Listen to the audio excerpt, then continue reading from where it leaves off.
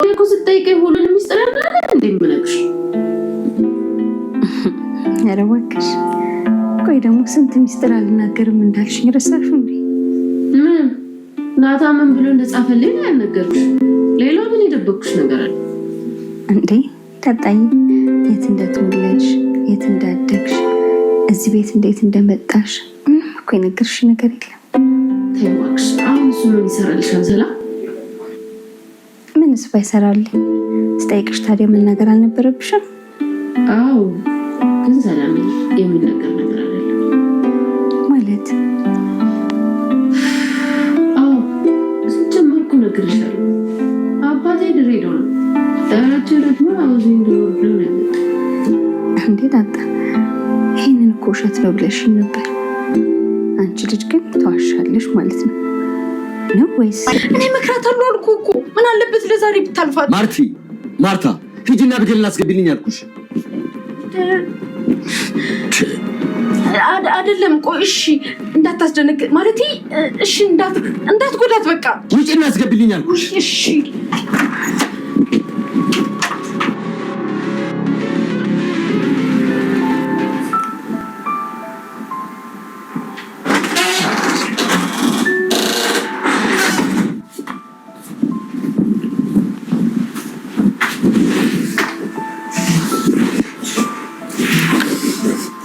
ምን ሆነሽ ነው? አሞሻል እንዴ? ይሄ ልትገደል ነው ብታይ። ማን ነው የሚገላት? ምን አጥፍታ ነው? አባዬ ነው እኮ። ምን አጥፍታ ነው? ማብራት ማለት ጠፋች። ምን ማለት ጠፋች ማለት? እሺ ምን ሰርታ ምን አጥፍታ ነው? እኔ እንጃ ብቻ አባቢ ዳጣንና ኤብን ይዟቸው መጣ። ዳጣን ማለችበት ጭራሽ ትልቅ ችግር ተፈጥሯል ማለት ነው። ስለዚህ አንቺ እዚህ በቃ አትሂጂ። እሺ ግን እኮ ናታን እኔ አሞኛል እኮ እዚህ ቁጭ በይ አትሂጂ አንቺ።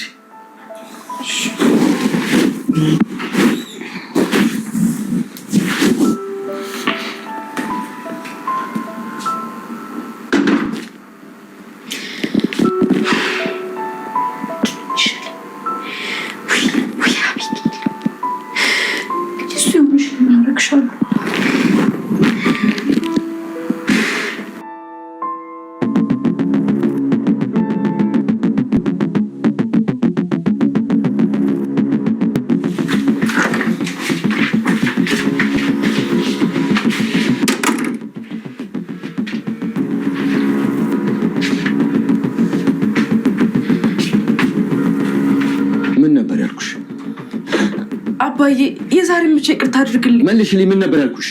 ምን ነበር ያልከኝ አባዬ? እንዴ ምን ነበር ያልኩሽ? ስንቴ ነው ከጥፋትሽ የመለስኩሽ? ስንት ጊዜ ነው አንቺን ጥፋት የደበኩልሽ? እሷም እኮ አናዳኝ ነው አባዬ። ቆይ ምን አድርጋ ነው የምታናድድሽ? ቆይ ብታናድድሽስ ለእኔ ንገሪኝ አላልኩሽም? እንዴት መንገድ ላይ በጥፊ ትማቻለሽ? አባዬ እሷም እኮ ብታይ ነበር። ዝም በይ አባዬ። ለሰው ልጅ ብለህ ግን ልትመታኝ ነው? ቁጭ በይ። ሰላም እንደምን አላችሁ? የዳጣ ድራማ ተከታታዮች በያላችሁበት ሰላማችሁ ይብዛ እያልን እንግዲህ ዛሬውን የዳጣ ድራማ ክፍል 22ን ይዘን መተናል ማለት ነው። እንግዲህ ክፍል 22ን በዛሬው ዕለት እንደተመለከታችሁት ያለቀው በባለፈው ክፍል 21 ያለቀው እንግዲህ ዳጣና አቤጌል መንገድ ላይ ተፋጠው ዳጣ በሀርድ ሙድ ስታራምድ ነበር ያየናት ማለት ነው። ትመታታለች ወይስ እንዴት ነው ምናምን የሚለው ላይ ነበር ልባችን ተንጠልጥሎ ያለቀው። እንግዲህ እኛ እንደጠበቅ ነው አይደለም። እኛ ዳጣ አቤጌልን ትነጣጥፋታለች ብለን ነበር፣ ግን እሱንም ከነጣጥፈቻት ያው ነገሮች ይበላሻሉ ብለን አስበን ነበር ማለት አብዛኛው ተመልካቾችን ወክዬ ነው የምናገረው። ምክንያቱም አቤጌልን ዳጣ ከመታቻት ያው ቤት ያሉት ቤት ያው ልጅ እንደ ልጅ ተደርጋ ስለማትታይ አባትየው ብቻ አይደለም የሚያውቀው። እንግዲህ እናቲቱ ትቀየም ይሆናል። በዛ ውስጥ እንግዲህ ከቤት ውጪ ተብላ ልትባረር ትችላለች በዛ መካከል ደግሞ አባትየው አለ ማስወጣት አይችልም። አላስወጣም ቢልም ደግሞ ሌላ ጣጣ ነው የሚመጣበት። በዛ መካከል እንግዲህ ዳጣ አሪፍ አድርጋለች። ለአባትሽ ብዬ ነው መተውሽ እንጂ እኔ አንቺን ፈርችሽ እንዳይመስልሽ ያነጣጥፍሽ ነበረ ምናምን ብላታለች ማለት ነው። ጥሩነቱ ግን እንግዲህ አቤጌልም እንዳትዋሽ ማለት ዳጣም እንዳትዋሽ አቤጌልም እንዳትዋሽ ዳጣ እንኳን አትዋሽም እሱ ይችኛዋ ናት እንጂ የለመደባት ለመተማመን ያክል ዞሮ ዞሮ አቶ ደረጀ አይቷቸው ነበር እንደዛ ስታረግ በጥፊ ስትመታት ማለት ነው። እንግዲህ አቶ ደረጀ ልጅኛዋም ልጅ እንድትኮሳተርች ማለት ስሜቷን መቆጣጠር አቅቷት ነበር። ከአቅሟ በላይ ሆናባት ነበረ፣ ግን እንደምንም ችለዋለች። ሰው በዛ ታይም እንግዲህ አቶ ደረጀ አይቶ ሁለታቸውንም ወደ ቤት ሂዱ በማለት ገስጿቸዋል ማለት ነው። ሁለታቸውም ተያይዘው ወደ ቤት ሂደዋል ማለት ነው። እንግዲህ ተገቢ ቅጣት ተመጣጣኝ ቅጣት ቀጥቷቸዋል ማለት ነው። እንግዲህ ያችኛዋ እንኳን አላጠፋችም። ለምንድን ነው እንደዚህ ያረግሽው ሲላት እኔን ከማንም ሰው ጋር ልተኛ አትፈልግም። እኔ ካየኋቸው ሰው ጋር ጥላት ነው የምትሆነው። ከሰላም ጋር ሳውራ ለምን ከሰላም ጋር ትማከሪያለሽ? ለምን እንደዚህ ታወሪያለሽ? ምናምን ነው የምትለኝ። ለምንድን ነው ምን ግንኙነት አላችሁ ከሰላም ምናምን እያለ እያጣራት ነበር። እንግዲህ ግንኙነት የለንም ጀስት እንመካከል እናወራለን ምናምን ብላ ነው የነገረች። ያው ዞሮ እንዳያወሩ ስለምትፈልግ እንዳናወራ ስለምትፈልግ ነው። በቃ ሌላ ነገር ምንም ግንኙነት የለንም ብላ ነገረች ለአባትየው። አባትየውም በቃ ጥሩ ምናምን ብሎ ሄዷል። እንግዲህ ያው እችኛይቱ እንግዲህ ፈርታ እናቷን ደውላ ጠርታት ነበረ። እናቱ ስትደውል ላት እንግዲህ እየበረረች ነው የመጣችው። ለምንድን ነው ምን አድርገሽ ነው ምናምን ስትባል አትናገርም። እንግዲህ እናቲቱም አባትየውን ምን ሆና ነው ልክ ክላስ ስትገባ ቀበቶ አይታ ነበር። ምንድን ነው ምን ምናምን ብላ ብትጠይቀው አባትየው በጣም ተናዶባት ስለነበረ ዞር በይልኝ አንቺ ውጪ እና ልጅቷን ጥሪያት አቤጌልን ጥሪያት ምናምን እያለች ነበር። በዛ መካከል እንግዲህ ውሃ ሆና ነበረ ማለት ነው። አንዴ ከናታን ክላስ አንዴ ምናምን እናቲቱ ጋር ምናምን እያለች ነበር። ያው ግን እንዳሰማ ተብሎ እዛኛው ሄዳለች ማለት ነው። እንግዲህ አቤጌል ገብታለች። እናቲቱ ብትለው ከሷ ጭምር የሚመታት ነበር የሚመስለው እና ሂጂ ውጭልኝ ሲላት ያው ወጣ። እንግዲህ አቤጌል እግዚአብሔር ይሁንሽ አንቺ ብትባይ የማሰሚ ድንጋይ ነሽ፣ ብትመከሪ ብትዘከሪ አይገባሽም ብላት እንግዲህ ፈጣሪ ያውጣሽ እንዲያጎዳት ምናምን ብላ መቼም እናት መሆን መከራ ነው እንጂ እንደ ልጅቱ እንኳን መገረፍ መሰቀል ራሱ ይገባት ነበር ብላ ወጣች ማለት ነው። እንግዲህ እንድትጠራች ሄደች። ልጅቱም አልቀርላትም ልጥጥጣ ሆነ የገረፋት። እግዚአብሔር ይስጥልን፣ እግዚአብሔር ያክብርልን አቶ ደረጀ። ይችንም ማትረባ ምን ነበር ያልኩሽ ሲለት ምን ነበር ያልከኝ ትለዋለች። ደግሞ ድጋሚ ማትረባ እንዴ ይባላል። አሁን እሷም ማናዴ ነው ምን ብላ ነው የምታናድሽ? ዳጣ ከሰው አደርስም አላናደደች፣ ምንም አላረገች። ዝም ብለሽ አንቺ ነገረኛ ስለሆንሽ ነው እንጂ እንግዲህ ያው ተብሎ ዞሮ በመከራ እናቲቱ ወጥታታለች። ከዛ በኋላ ግን የተፈጠረው ነገር ደስ ይል ነበረ። በቀጣይ ምን እንደሚፈጠር ባናውቅም ያው አሪፍ የቤተሰብ ጊዜ እያወሩ ነበረ። የድሮ ሚሞሪያቸውን እያነሱ የአሁን ልጆችማ ምን ይገረፋሉ፣ እኛ መርፌ ጥላን እንገረፍ ነበር እንኳን እንደዚህ ትልቅ ጥፋት ተጠፍቶ ምናምን ከበጋ ከከብት ጋር ድሬ ብቻ የድሮ ሚሞሪያቸውን እያወሩ ባሪፍ ሁኔታ እየሄዱ ነበረ። ሌላው ደግሞ እንግዲህ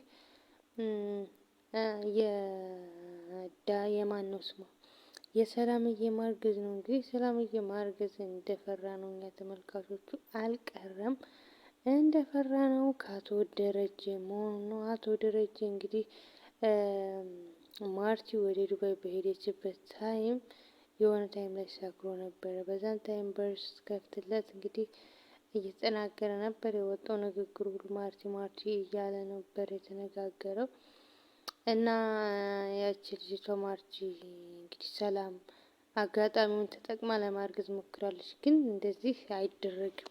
በእውነት ምንም አጋጣሚ ቢፈጠርልሽ ይሄ ያበሉትን እጅ መንከስ ማለት ነው። ውሻ ራሱ እንደዛ አያደርግም።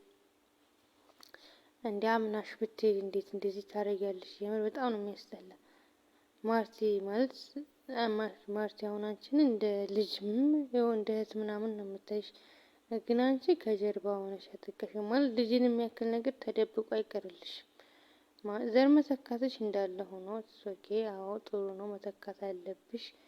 ግን ስንት ኃጢአት፣ ብዙ ኃጢአት ነው የሰራሽው። ብዙ አይደረግም እንደዛ መጥፎ ነገሮች። አንደኛ ያመነችሽን ሴትዮ ከርተሻል። ሁለተኛ ያው እንግዲህ ፈጣሪሽ የማይፈቅደውን ነገር አድርገሻል።